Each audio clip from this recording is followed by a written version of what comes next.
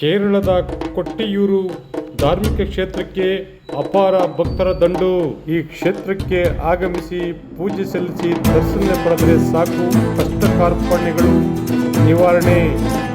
ಕೇರಳದ ಕೊಟ್ಟಿಯೂರು ಧಾರ್ಮಿಕ ಕ್ಷೇತ್ರದಲ್ಲಿ ಶಿವನ ಪತ್ನಿ ಪಾರ್ವತಿ ದೇವತೆಯು ತನ್ನ ಪತಿಯನ್ನು ನಿಂದಿಸಿದ ತಂದೆ ಲಕ್ಷ್ಮಣನ ವಿರುದ್ಧ ಅಗ್ನಿಕುಂಡಕ್ಕೆ ಹಾರಿದ ಪುಣ್ಯಕ್ಷೇತ್ರವಾಗಿದೆ.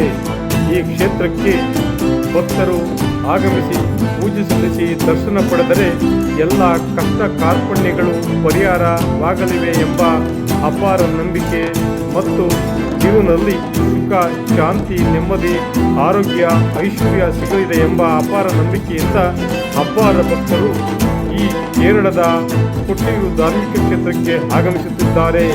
ಭಾನುವಾರವೂ ಸಹ ಅಪಾರ ಭಕ್ತರು ಆಗಮಿಸಿ ದರ್ಶನ ಪಡೆದಿದ್ದು ವಿಶೇಷವಾಗಿತ್ತು. ಇದಲ್ಲದೆ ಮಳವಳ್ಳಿ ತಾಲೂಕಿನ ಆಲ್ದಸಳ್ಳಿ ಗ್ರಾಮದ ಮಲ್ಲೆ ಸೇರಿದಂತೆ ನೂರಾರು ಭಕ್ತರು ಕೊಟ್ಟಿಯೂರು ಧಾರ್ಮಿಕ ಕ್ಷೇತ್ರಕ್ಕೆ ತೆರಳಿ ವಿಶೇಷ ಪೂಜೆ ಸಲ್ಲಿಸಿ ದರ್ಶನ ಪಡೆದರು.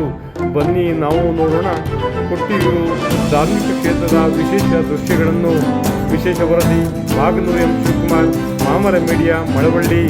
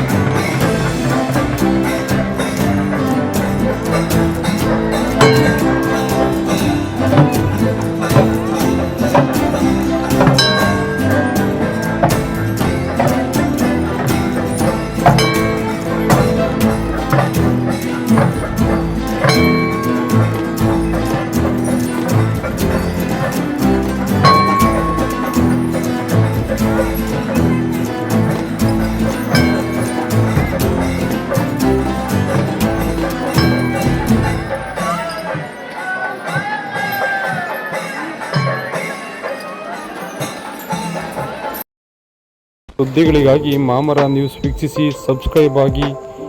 ಧನ್ಯವಾದಗಳು. ಶುಭ ದಿನ.